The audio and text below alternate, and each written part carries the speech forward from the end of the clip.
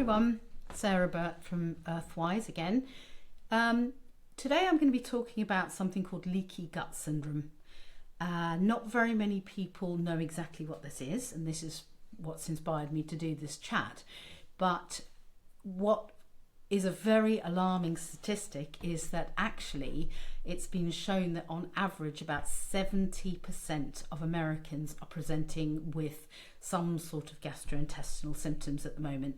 And what worries me is that often leaky gut syndrome can precede all of these conditions, and if we could actually learn how to recognize it, what it is, how to fix it, and how to then maintain that fixing, we will not then go on to have conditions such as irritable bowel syndrome, irritable bowel disease, and eventually colon problems, colon cancer.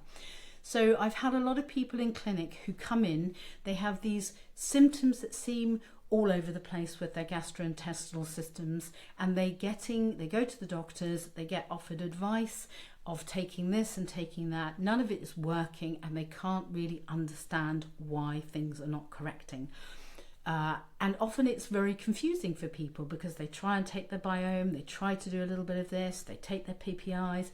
And so what I'm here to do is clear up all of the mystery, I think, around leaky gut syndrome. So in this video, you're going to learn exactly what it is, exactly how it develops, exactly then, most importantly, what things to avoid in our diet. Now, all the videos that I've seen on YouTube about leaky gut syndrome take you that far, but what I really feel strongly about as a naturopathic doctor is that I want to bring in then very easy, succinct ways that we can then mend the gut wall, because there are so many supplements and so many herbal products out there that will help. And then most importantly, how to then just keep it at bay. So hopefully you're going to learn a lot about that. So what is leaky gut syndrome? Leaky gut syndrome is basically the beast that is intestinal hyperpermeability. So what happens is we have these villi, they're little villi, and they're a bit like finger projections that line the entire huge space in our gastrointestinal tracts. They're tightly packed together, and that there is a point for that, because food has to be digested to a certain level, broken down, before then these tiny molecules can pass through the villi and then into the bloodstream that runs directly outside of the gut, and therefore the blood then transports these nutrients off to various organs and systems to utilize them. With leaky gut syndrome, what starts to happen is the permeability of those very tightly impacted villi starts to weaken, and the wall literally starts to widen and break down because some of the in-between villi are dying. This then causes bigger gaps in this hyperpermeability, this permeable environment. And what that literally means is that food in its very much not broken down enough state moves into the bloodstream. So foods that are typically moving in this form are proteins such as gluten, proteins such as casein from milk, and another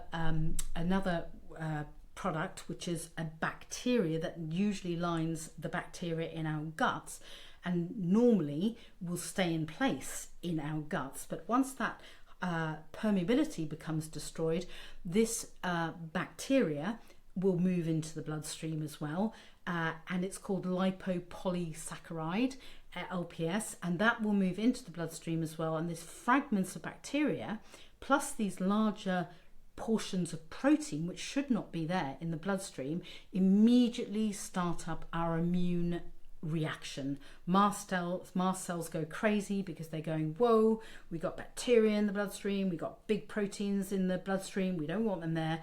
And so you will have an immune response. And this, I think, is the differential point for people that they don't realize, that distinguishes between leaky gut syndrome and, say, IBS, etc. When we have stomach symptoms, bloating, gas, discomfort, pain, wind, etc., but it's accompanied with things like skin rashes, acne, rosacea, psoriasis, eczema, and there is an element of inflammatory presentation in our bodies, whether that be muscular or it's starting in our joints, more painful. The three together, the gut, skin and inflammation, generally should be enough to alert us that this is leaky gut syndrome at play and not just IBS with random skin symptoms and random inflammation. The three come together. Now, of course, when we go off to the doctor, what they're going to do is they're going to prescribe PPIs, proton pump inhibitors, to calm down the acid, hopefully so we're not experiencing as much bloating or acid reflux. They may even prescribe us antispasmodics to calm down the griping, or at very worst just tell us to get over ourselves and go away. But what's really, really important, that unless the mending of that wall happens, it's going to continue on and it's going to become progressively more serious. So why does this happen? It happens for obvious reasons, like overconsumption of sugary foods, overconsumption of processed foods. Too many people are just not cooking from scratch anymore, and they'll go to Marks and Spencer's or Waitrose or some, quite upmarket supermarket and get ready meals that they think they're doing, the best for themselves that they can. But there's nothing like cooking from scratch, because there are no artificial colours, preservatives, sugars, hidden gluten or anything in the natural way that we cook food. So it's really important to go back to eating as plainly as possible. Get rid of sugar, get rid of too much gluten, any gluten actually. Get rid of sugary, gassy drinks, carbonated drinks. Alcohol is really not good because it brings in so much yeast, and therefore it encourages the build-up of the yeast, the candida in our guts, and that can really contribute to a massive problem. If candida gets through those little wall linings and enters the bloodstream, it becomes systemic candida. It can go to the brain, it can go to the muscles, the joints, and it can become a really, really bad autoimmune problem. So it's really important to cut out those things. Usually what happens is through overuse of antibiotics, we don't have enough good gut bacteria and biome to manage the problem itself. And also by using NSAIDs, which are non-steroidal anti-inflammatory drugs, those very much contribute towards breaking down the villi in the gut and causing excessive inflammation. And that can be as simple as paracetamol and ibuprofen use. Headaches, toothache, period pains, etc. So watch out for those things. But there's also obviously environmental toxins around glyphosate, for example, in fertilizers that was used readily in the 80s, 90s, probably still is.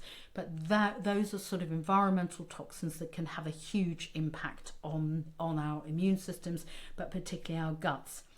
So the symptoms that we will get, of course, are gut symptoms, and I've mentioned inflammation and skin, but also brain fog, mood variations, not feeling very, very good, and food sensitivities obviously will start to come about. So what can we do about it? It's the 5 R's. 1, we remove all of the things that I've just mentioned from our lives. 2, we replace what's missing, which is our digestive enzymes that are working pertinently at that point. So we include things like Swedish bitters, organic apple cider vinegar, 15 minutes before food, 1 tablespoon in some water will really help to stimulate our hydrochloric acid and our bile. We can also include things like digestive enzymes. They just come as a product, off the shelf, which we would have with meals all the time, trying to replace what is missing. We need to then reintroduce good biome, and that comes obviously prebiotics, probiotics. We need to repair the wall lining, and last of all, we want to rebalance everything in our lives. So that's where stress management, cortisol management comes in. That is where liver function, hormonal balancing comes in. They all play a part in this. So people say to me, well, how long is it going to take me actually to feel better? If it's an acute problem and you've caught it really quite early, then anything 2 to 12 weeks of eating really cleanly, taking these supplements and taking some of the herbs and the supplements I'm going to mention in a minute. If it's a chronic situation, quite honestly, it's between 6 and 12 months before that wall lining will repair itself, but the sooner you get onto it, the better. So supplements that are known to help: L-glutamine, between 5 grams and 10 grams as a powder daily in between meals is advised. It's a really good intestinal wall healer.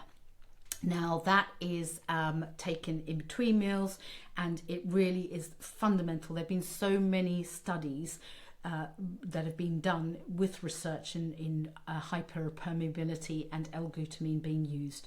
We then need zinc, but zinc in the form of carnosine. It's a specific form taken at 15 milligrams twice a day, because again, it's there for tissue repair of these little villi. We've got N-acetyl glucosamine, which is not N-acetyl cysteine, which is often referred to for the liver, but glucosamine, because again, it has a healing ability for the mucosal lining. We've got our quercetin, which is a really natural inflammatory drug that can really help to balance mast cell overstimulation.